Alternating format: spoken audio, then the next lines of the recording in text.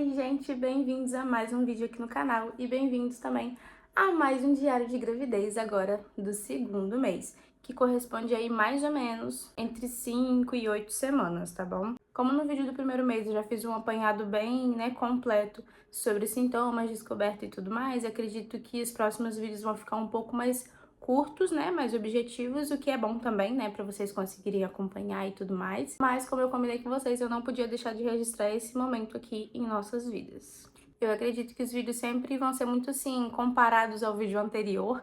Então, se você ainda não viu o vídeo do primeiro mês, vou deixar linkado aqui. E também o vídeo da descoberta, da gravidez. Mas, enfim, eu vou estar sempre comparando sintomas, comparando aprendizados com o mês anterior, então é legal vocês estarem assistindo todos os vídeos para terem uma ideia geral do assunto, tá bom? No último vídeo, no finalzinho, eu já falei ali um pouco desse início do segundo mês, porque os sintomas se misturam muito e permanecem durante meses. Então, por exemplo, do mês 1 pro mês 2, eu tive continuação dos sintomas. Então, por exemplo, os seios inchados e doloridos, as cólicas continuaram no segundo mês.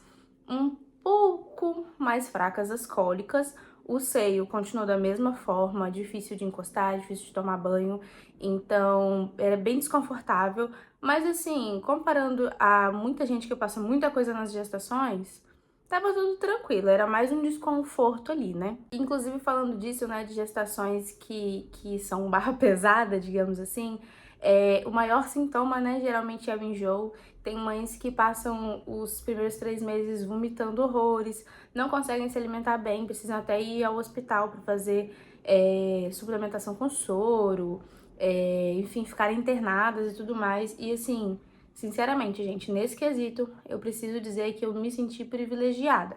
Porque de enjoo eu não tive quase nada mesmo, assim.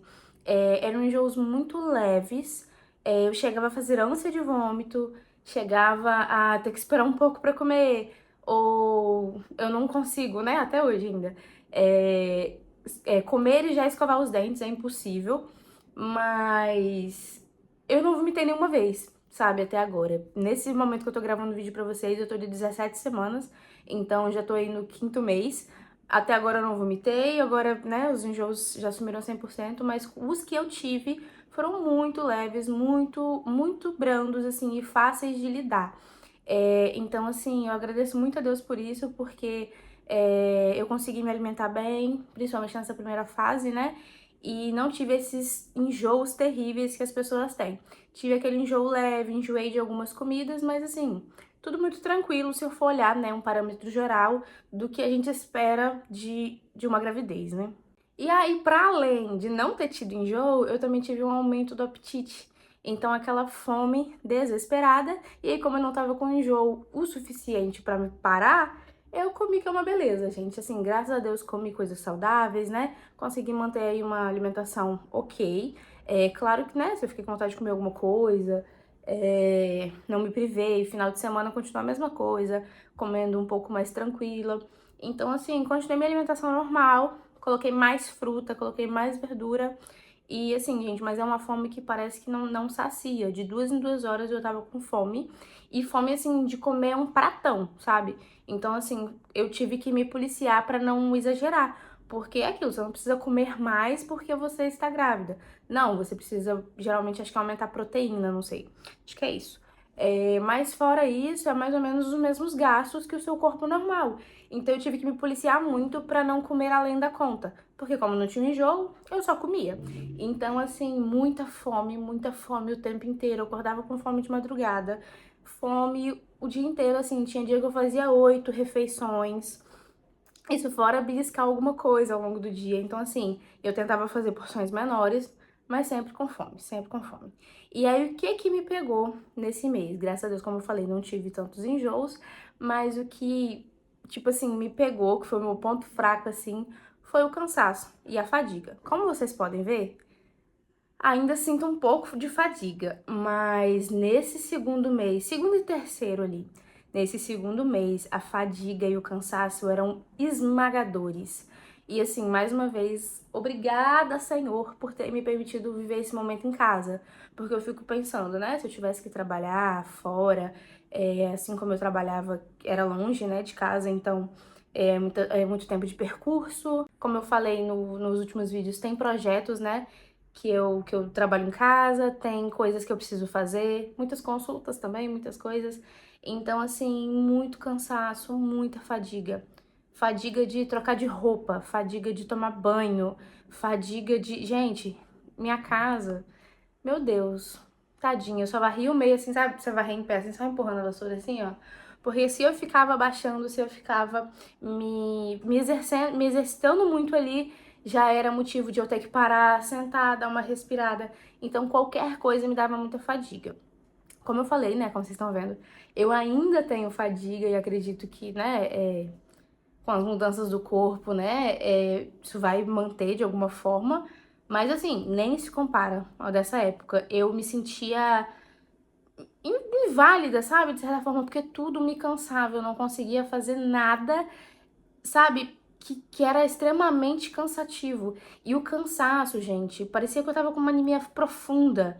Parecia que eu tinha trabalhado o dia inteiro em pé, num serviço muito puxado. Eu sentia um peso nos meus, sabe? O corpo era pesado, andar era pesado. Nossa, meus braços, gente, quantas vezes eu lavei o cabelo parcelado, quantas vezes eu fazia as coisas de casa parcelado, porque faz, senta, faz, senta, faz, senta, porque era um cansaço que me paralisou. E além dessa dor e desse cansaço, também me veio dor nas costas e dor de cabeça. A dor nas costas eu sempre tive, né? Desde a minha adolescência eu sempre tive, então eu já sabia que provavelmente era uma coisa que ia pegar um pouquinho ali pra mim na gravidez. E realmente começou a pegar já no segundo mês. Então, assim, qualquer posição que eu ficar há muito tempo já dói, já preciso trocar, já é desconfortável, a ponto de, assim, acordar no meio da noite porque as costas estão doendo e eu tenho que virar na cama, sabe? Então, assim, é bem desconfortável, mas, assim, suportável, né? Mas nesse segundo mês estava bem puxado, a dor nas costas e também dor de cabeça, que também é muito comum, né? Mas assim, eu percebi que parecia que eu tava doente, sabe? Era essa a sensação que eu tinha. E aí o que que me pegou, né? E qual foi o meu ensino do mês, digamos assim? Pra uma pessoa metódica, que quer controlar tudo, quer ter o poder de controlar a vida, controlar horários, controlar a rotina, e eu já vinha, né, de um processo de aprender a descansar em Deus, aprender a deixar Ele governar o meu dia, aprender a deixar Ele organizar o que é uma prioridade pra mim. E como eu falei, né, esse ano eu não tô usando agenda, não fiz metas, eu tô seguindo o plano de Deus. Não que eu esteja desorganizada, mas eu saí desse governo, eu saí desse trono de eu que mando, eu que organizo o meu dia e eu que sei o que é uma prioridade. Não. Todos os dias eu pergunto ao Senhor o que é uma prioridade pra Ele, pra eu fazer naquele dia, sabe? Então, por isso eu tenho vivido de uma forma mais descansada no Senhor. E, gente, é um peso que sai assim maravilhoso, sabe? Eu não me sinto mais responsável pela minha rotina. Rendimento? Claro, né? Por exemplo, gravar um vídeo é uma coisa que exige um certo rendimento. Então eu desejo vir aqui e fazer de coração, fazer da melhor forma que eu posso. Mas se hoje é dia de gravar vídeo ou não, é Deus que fala se essa é a prioridade ou se vai ser lavar roupa, sei lá, ou se vai ser fazer uma outra pendência de um outro projeto que ele me deu. Então, assim, viver dependendo do Senhor é muito bom. Então, eu já vinha desse processo de aprender a descansar nele, a deixar ele governar minha vida, só que é um espinho na carne que eu tenho, de tentar ter o controle, ser perfeccionista, tentar dominar tudo, sabe? E, enfim. Então, eu, uma pessoa extremamente metódica, que está sendo tratada pelo Senhor, mas que sente que o dia valeu a pena quando termina o dia cansada, quando o dia rendeu e você fez várias coisas. Do nada você se vê passar o dia deitada, do nada você não conseguiu lavar o prato que você almoçou, do nada você não conseguiu fazer o mínimo. Gente, tinha dia que eu não bebi água o suficiente porque eu não conseguia levantar da cama para encher a garrafa de novo. Então, assim, foi muito complicado pra mim. E para além disso, dessas tarefas, né, diárias, desse louvor ao Senhor com o corpo, com os afazeres, né, da casa, dos cuidados, de tudo que Ele me entregou, eu sempre me cobrei muito com o meu devocional. Então eu também estava saindo de um lugar de metódico, né, sobre isso, de, não, um devocional tem que ter isso, isso e isso, pra uma coisa mais deixar Deus guiar também. Então, o meu devocional também estava saindo da rotina. Então, tinha um dia que eu orava mais, tinha um dia que eu lia a Bíblia mais, tinha um dia que eu ficava em silêncio com Deus, tinha dia que era eu louvar, tinha dia que eu dançava, tinha dia que não. Então, eu deixei ele guiar, sabe? Essas coisas também. Só que sempre era de uma forma ativa. E aí, quando eu me vi dias e dias deitada, sem ânimo pra nada, tendo fadiga pra tomar um banho, eu me senti muito distante de Deus. E aí foi que ele começou a falar comigo, sabe? Enquanto eu tava ali deitada e não conseguindo ser ativa no meu devocional. Das vezes que eu precisei orar deitada, das vezes que eu não conseguia ler minha Bíblia porque, né, eu não conseguia colocar meu óculos e ficar de forma ereta ali para ler. Eu ouvia a Bíblia. Então, assim, eu tive que me virar de algumas formas para tentar continuar próxima de Deus. Mas era como se, como eu não estava sendo totalmente ativa naquele processo, eu sentia que eu estava distante. Só que ao mesmo tempo eu sentia que era uma coisa mais minha do que de Deus, sabe? Que ele tava ali, como ele sempre esteve, como ele tá todo dia. Mas que como eu não tava seguindo um certo protocolo, fazendo certas coisas da forma que eu achava que tinha que ser, era como se tivesse uma barreira entre nós. E aí ele foi começando a falar comigo assim, filha, me adora em tudo, me adora em tudo. E ele começou a trazer na minha mente que daqui uns meses eu muito provavelmente não vou conseguir ter um devocional ativo todos os dias. Claro que é o ideal, claro que é o que a gente busca, mas você entende que às vezes eu vou ter que ler a Bíblia no celular mesmo enquanto o bebê tá mamando?